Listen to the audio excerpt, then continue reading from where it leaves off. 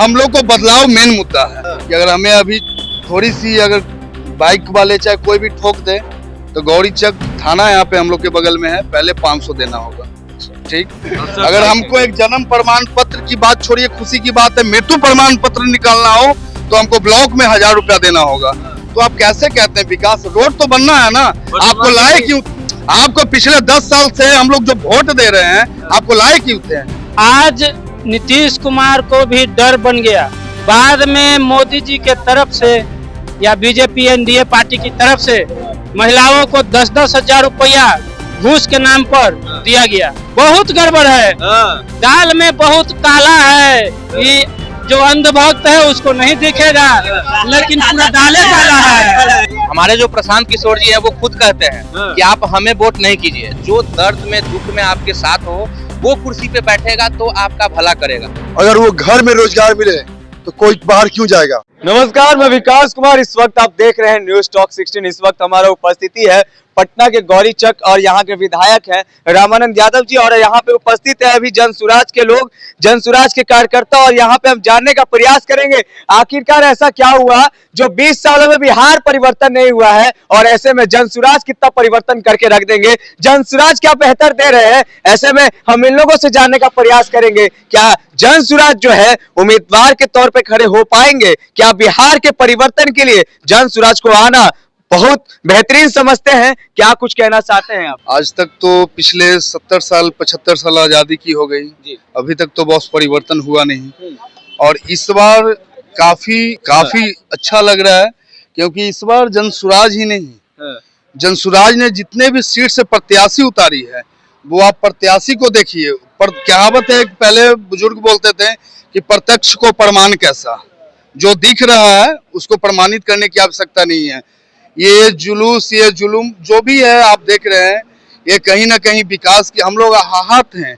पिछले 15 साल से हम लोग वोट पे वोट दिए जा रहे हैं, हमेशा वादा किया जाता है और वादा पे खड़ा कोई नहीं उतरते हैं। इसलिए इस बार मन ठान लिए हैं, हर वर्ग हर जाति, हम लोग, ये प्रशांत किशोर का सबसे अच्छा मुहिम यही लगा कि जाति तोड़। यहाँ हम लोग जकर गए थे, राजपूत में, यादव में, ब्राह्मण में, पासवान में, मतलब जितनी भी गणमान्य जाति है उसमें हम लोग जकर गए थे, उसको तोड़ दिए। उसको खुद प्रशांत किशोर पांडे जी हैं, पंडित जी का यहाँ कोई जनसंख्या नहीं है, मान सकते हो सबसे नीचे धरातल पे है। लेकिन फिर भी अगर जातीयता होता तो फिर हम लोग क्यों होते? हर वर्ग से हैं, आप देख सकते हैं चारों तरफ।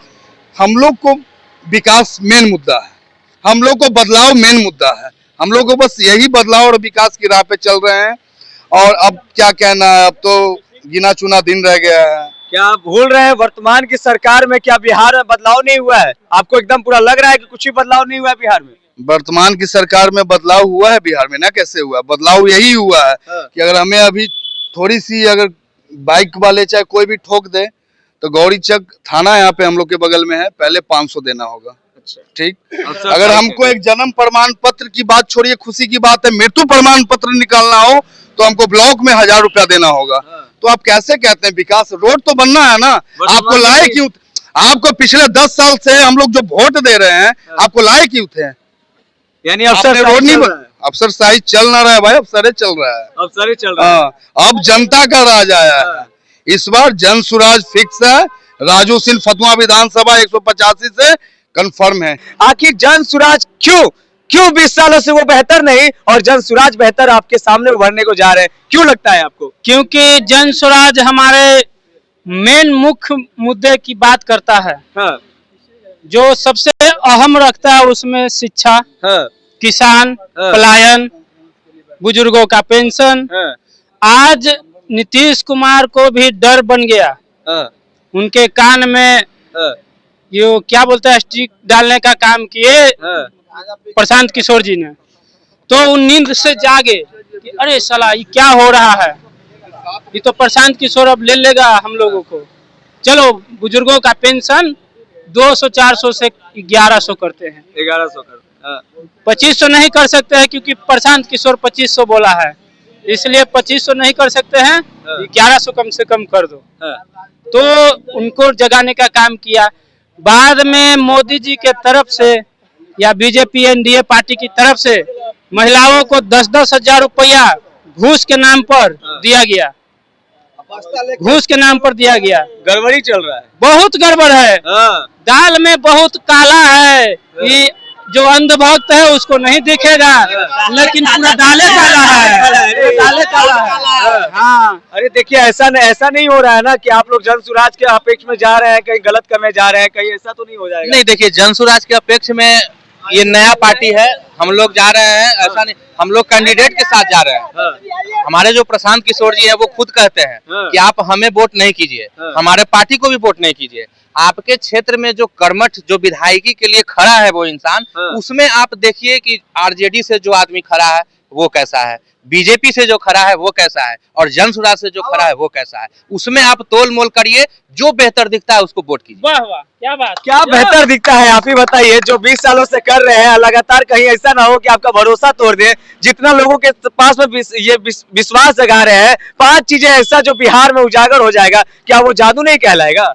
नहीं, देखिए मैं आपको एक चीज बता देता हूँ, कोई भी सरकार हो, देखिए सरकार कोई भी हो, सारे लोग मोदी योगी नहीं हो जाएंगे, ठीक है। मैं उन्हीं को मानता हूँ जो मोह माया से, पारिवारिक दुनिया से दूर है, वो एक फैक्ट आदमी है। बाकी जो जुड़े हुए हैं ना, वो कहीं ना कहीं अपने स्वार्थ के लिए करते हैं, सीधी सी बात है। और कुछ लोग ऐसे होते हैं जो अपने स्वार्थ के साथ जनता का भी स्वार्थ को समझते हैं।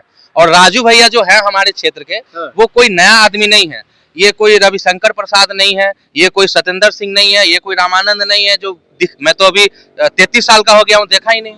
15 साल से वो हमारे विधायक है, नजर नहीं आते हैं कभी नहीं। अभी रैली भी चल रहा है तो उनका चेला चपाटी घूम रहे हैं, बैंक में पैसा जमा कर लेते हैं, ऐसे छीट देते हैं। बहुत सारे लोग लाइन में लगे, उठाए और घूम लिए।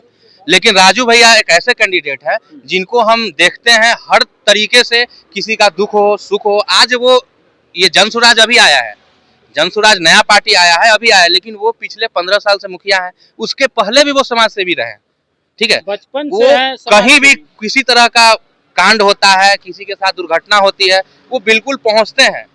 ऐसा नहीं है कि हाँ बिल्कुल सहयोग करते हो। वैसा इंसान का जरूरत है जो दर्द में दुख में आपके साथ हो, वो कुर्सी पे बैठेगा तो आपका भला करेगा। लेकिन जिसने कभी देखा ही नहीं कि कष्ट क्या होता है, तकलीफ क्या होता है, जिसका जन्म एसी में हुआ हो और उसका चलने से लेके, हेलीकॉप्टर से लेके, एरोप्लेन से लेके, वो कभी धरातल पे इस पे मिट्टी में उतरे ही ना हो, वो क्या समझेंगे दर्द।